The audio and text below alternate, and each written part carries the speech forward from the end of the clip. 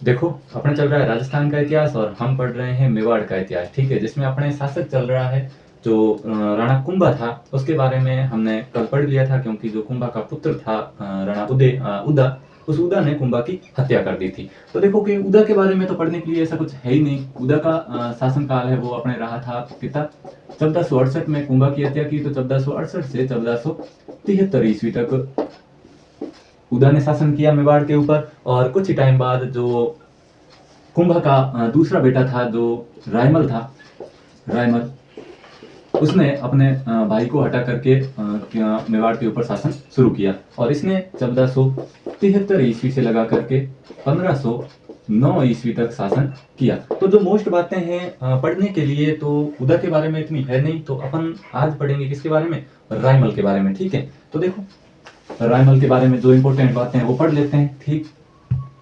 रायमल शासनकाल 1473 से 1509 ईस्वी, ठीक है? 1509 ईस्वी। अपने को पता है कि रायमल की जो शादी है वो हो रखी थी श्रृंगार कंवर से। श्रृंगार कंवर से कब पढ़ा था हमने? जो आवल और बावल की संधि इसने करवाई थी, हंसाबाई ने, जब कुंभा और अपने जोधा के बीच करवाई थी, तब जोधा ने अपनी बेटी श्रृंगार कंवर की शादी की थी किससे? रायमल के साथ, जो कुंभा का बेटा था, ठीक है?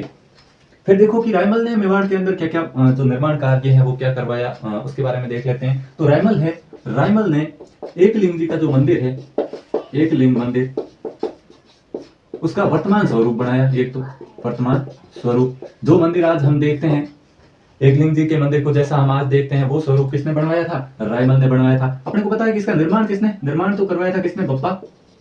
बप्पा रावल ने करवाया था। और इसका जो परकोटा था, बीच में हमने पढ़ा था कि जो मंदिर का परकोटा था, उस परकोटे का जो निर्माण है वो किसने करवाया था? वो करवाया था किसने? मुक्कल ने करवाया था, ठीक है? किसने करवाया था? मुक्कल। और वर्तमान स्वरूप किसने? रायमल ने, ठीक है? इसकी जो ये पत्नी थी श्रृंगार कंवर, इसने चित्तौड़गढ़ के अंदर एक जगह पड़ती है गोसुंडी, ठीक है? गोसुंडी। इस गोसुंडी के अंदर एक बावड़ी का निर्माण करवाया था। क्या करवाया था? एक बावड़ी का निर्माण करवाया था। कहां पर? गोसुंडी के अंदर। किसने? श्रृंगार कंवर ने, ठीक है? आगे हम पढ़े, देखो रायमल के बारे में लगभग इतनी है। अब इनके जो बेटे थे या इनके जो पुत्र थे उनके बारे में थोड़ी सी चर्चा कर लेते हैं। जो मोस्ट बातें हैं वो इसके पुत्रों के बारे में ही है। तो देखो, इसके 3 पुत्र थे। जो मोस्ट अपने को पढ़ने हैं वो 3 पुत्र पढ़ने हैं, ठीक है? कौन कौन से? एक तो पृथ्वीराज, ठीक है? पृथ्वीराज। दूसरा है जयमल और तीसरा है संगा। इन राजकुमारों को पढ़ना है एक बार तो, ठीक है? तो सबसे पहले अपन शुरुआत करते हैं किसकी? पृथ्वीराज की। देखो, पृथ्वीराज रायमल का ऐसा बेटा था जो एक जगह तो टिकता ही नहीं, मानो मतलब युद्ध करता ही रहता था हर वक्त। देखो कि ये कभी कहीं जाता युद्ध करने के लिए, कभी कहीं लड़ता हुआ ही रहता था। अगर पूछ ले तो आज कहाँ है, कि आज वहां है, आज वहां है, आज वहां है, ऐसा ही सिस्टम इसको सुना देता था। तो इसका जो नाम है वो भी ऐसा ही बढ़ गया था। क्या? फ्लाइंग प्रिंस कहना शुरू कर दिया था सभी ने इसको। क्या? उड़ना राजकुमार। क्या कहना शुरू कर दिया? तो उपाधि इसको दे दी थी उड़ना राजकुमार की उपाधि मिल गई थी इसको, यानी कि लोग इसे उड़ना राजकुमार कहना शुरू हो चुके थे। और इसकी एक पत्नी थी जिसका नाम था तारा। पत्नी का नाम क्या था? तारा। और ये अजमेर दुर्ग के अंदर रहती थी। और अजमेर दुर्ग के अंदर रहने के कारण जो पृथ्वीराज है, इसने अजमेर दुर्ग का नाम तारागढ़ रख दिया था, ठीक है? तो अजमेर दुर्ग का जो तारागढ़ नाम है वो तारा के नाम पर पड़ा है। और ये है वो पृथ्वीराज की पत्नी थी। और पृथ्वीराज को क्या उपाधि? उड़ना राजकुमार कहा जाता था। इसकी एक बहन थी किसकी? पृथ्वीराज की, जिसका नाम था आनंदाबाई। क्या नाम था? आनंदाबाई। इसकी शादी की हुई थी सिरोही में। जो सिरोही का शासक था, क्या नाम था उसका? जगमाल देवड़ा। उसके यहाँ शादी की हुई थी। और वो थोड़ा अपनी जो आनंदाबाई है उसको थोड़ी परेशान करता था। कौन? जगमाल देवड़ा। तो जो आनंदाबाई है उसने मैसेज किया किसको? पृथ्वीराज को, कि भैया कि आपके जो जीजसा है वो मेरे को परेशान कर रहे हैं, आप इनको समझाइए कुछ।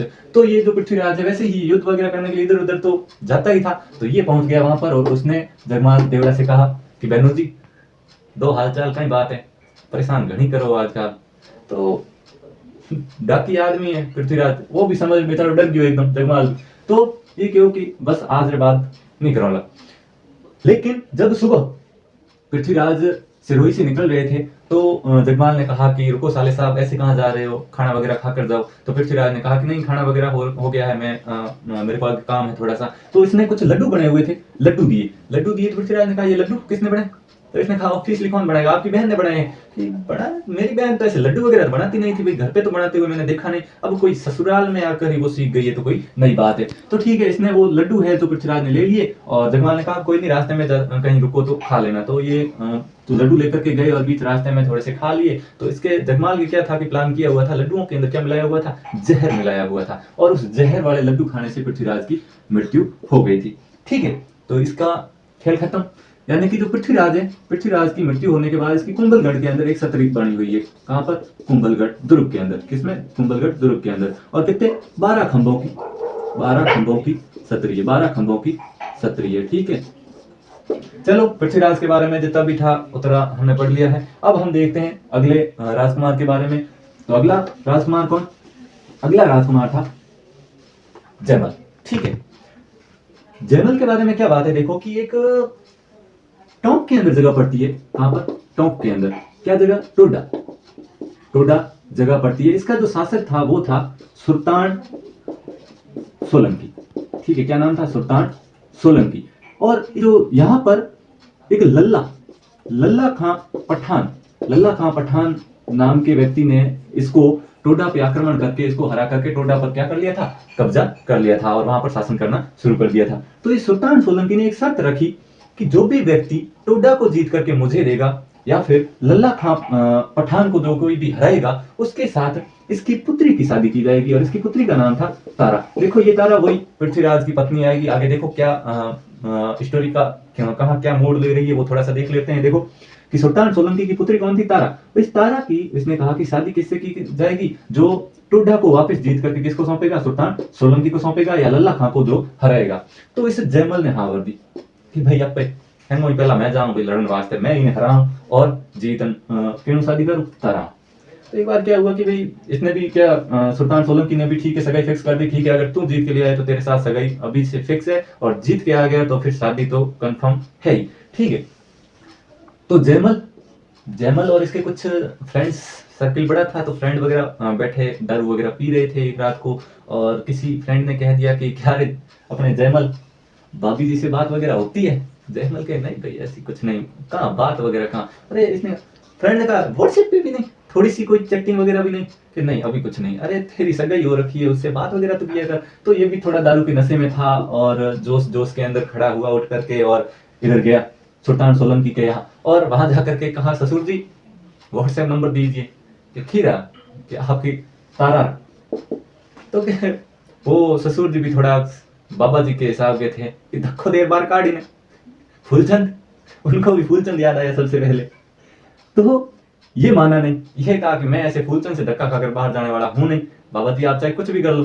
ठीक है, तो ये लड़ाई पर उतर गया उस दिन और इसने कहा मैं तो बात करूंगा तारा से। इसलिए जो सुल्तान सोलंकी थे या सोलंकी जितने भी वहां के थे उन्होंने इसको मार दिया। क्या कर दिया, मार दिया, यानी कि खत्म, टाटा बाय बाय, इसका खेल खत्म। ठीक है, तो जो जयमल है वो क्योंकि सुल्तान सोलंकी या सोलंकियों के साथ लड़ता हुआ मारा गया। और इस जयमल के मरने की खबर जब रणमल को पता चली, तो अपने रणमल को नहीं सॉरी रायमल को पता चली, तो रायमल ने कहा कि ठीक है बेलखना ही था, मर गया, आपको पिटियो, कोई दुख कम हो मारे हैं भाई, इसका भी हो गया। अब देखो सांगा के बारे में।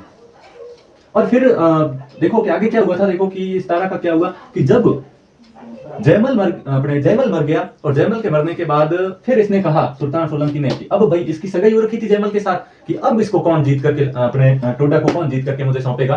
तो भाई साहब ने हाथ खड़ा किया, इन्होंने पृथ्वीराज जी ने, कि भाई साहब भाई के साथ सगाई हो रखी थी तो भाई कोई और तो ले जाएगा नहीं, हम ही ले जाएंगे, तो ठीक है मैं जीत के आऊंगा और इनसे शादी करूंगा। तो ये पृथ्वीराज ये गया था और लल्ला खां पठान को हराया था और इसको हरा करके तारा से शादी की थी। और फिर इस तारा के नाम पर कौन से दुर्ग का नाम रखा गया था, तारागढ़ दुर्ग का नाम रखा गया था। ठीक है, तो इन दोनों का तो खेल खत्म हो गया, खत्म आज की क्लास के अंदर। और हम अगली क्लास के अंदर इनको पढ़ेंगे। ठीक है, और बहुत ही महानतम शासक राणा सांगा के बारे में अपन थोड़ी सी कल चर्चा करेंगे। ओके, धन्यवाद, आज के लिए बस इतना ही।